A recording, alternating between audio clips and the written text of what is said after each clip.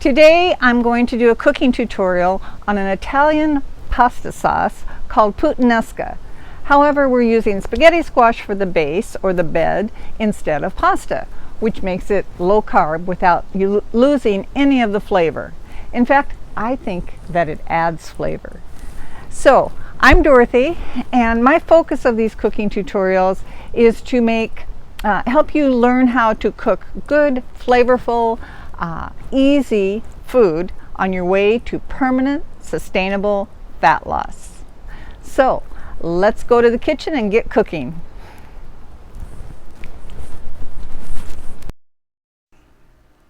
Okay, for the bed of spaghetti squash, we need a sharp knife, a spaghetti squash, bowl for the seeds, and parchment-lined pan. This knife sharpener is in the description below. Make sure your spaghetti squash has a label on it that says spaghetti squash, so you know what it is in the store. You don't have to keep the seeds. I do, just in case I want to bake them. And the parchment-lined pan makes it clean up a whole lot easier. That's it. So cutting open a squash is the hardest part about cooking it. And believe it or not, spaghetti squash is one of the easier ones to cut. So get the ends off, turn it upside down, and this is the way I do it, although I guarantee you won't see this on Food Network. Halfway down, then pick it up and pound it against the cutting board, and voila, it does come open. With some of the larger squashes, you might actually need a cleaver. All right, the seeds. Just like your pumpkins and jack-o'-lanterns that you did when you were a kid, scrape out the seeds. I like to use a stiff spoon that has holes in it because they seem to come out easier that way. Either keep the seeds and roast them later or toss them, but get all the guts out. You want all the pulp and guts out before you cook it because it's just too hot to handle afterwards. All right, drizzle with a little bit of olive oil, some salt and pepper, and then you're going to turn them upside down onto the parchment paper lined pan.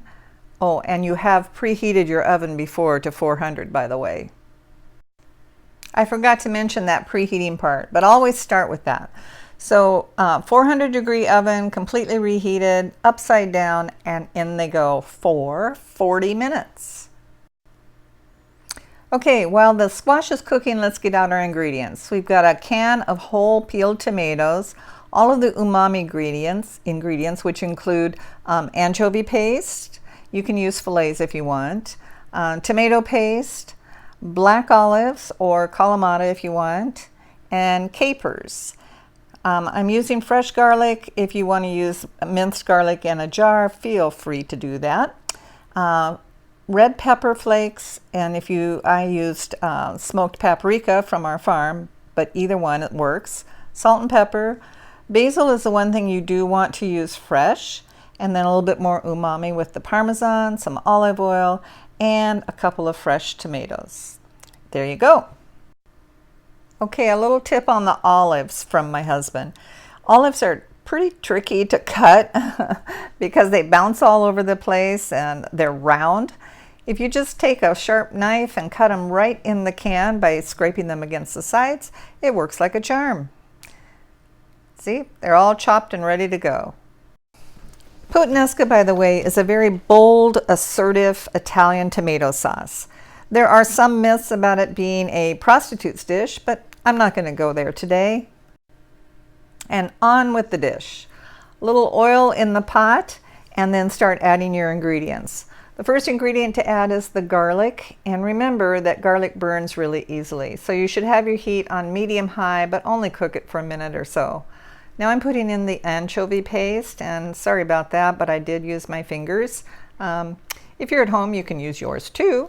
I'm mixing all of that up for a while, and then the next ingredient comes the red pepper. Next up is the tomato paste, and this time I used a spoon to get it out, by the way. All of the ingredients are listed below with the details. And now we're just going to stir that up and get everything nice and thoroughly mixed. Next up is the can of tomatoes. Peeled Roma types are usually the best tomatoes to use. And then the olives, look at that umami coming, and then the capers, more umami. And now a little salt and pepper to taste.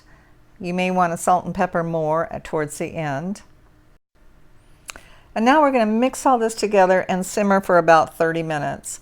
I do like to take the side of the spatula and cut up the Romas at this point so that they're not so big and bulky.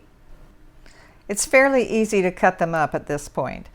Now I'm adding the fresh tomatoes that are already chopped, and we are going to bring this to a boil and then simmer for about 30 minutes while the squash continues to cook. Okay, the squash is ready. Different ovens have different temperatures, so you might want to check yours after 30 minutes, and if it's soft to the fork, it's probably done.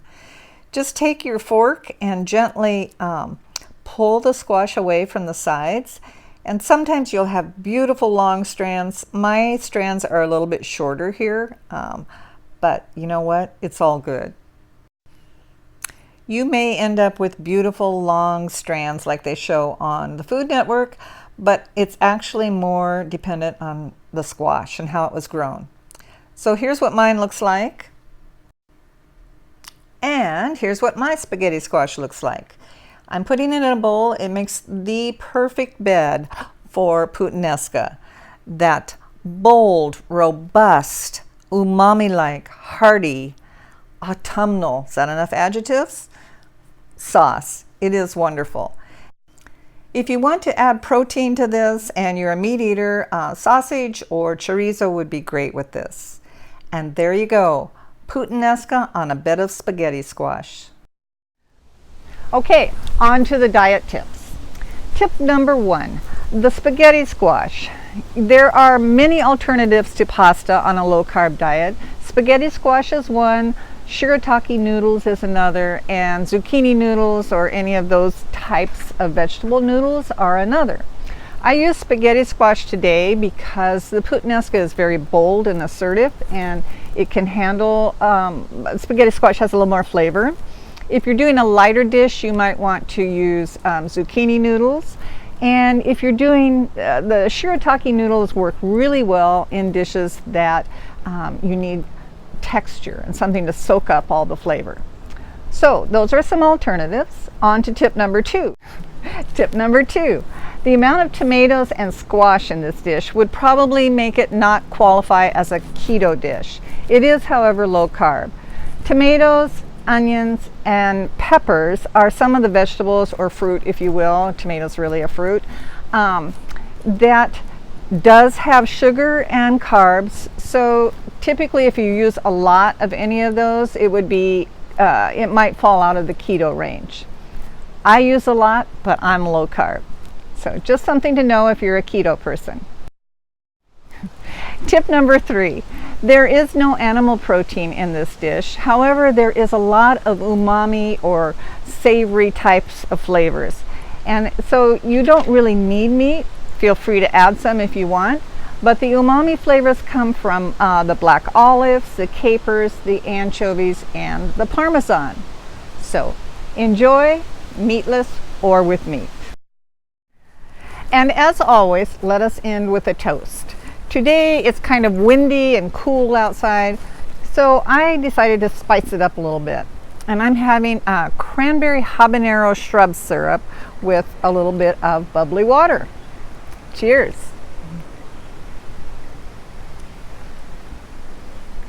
Whew, that's definitely got a kick to it.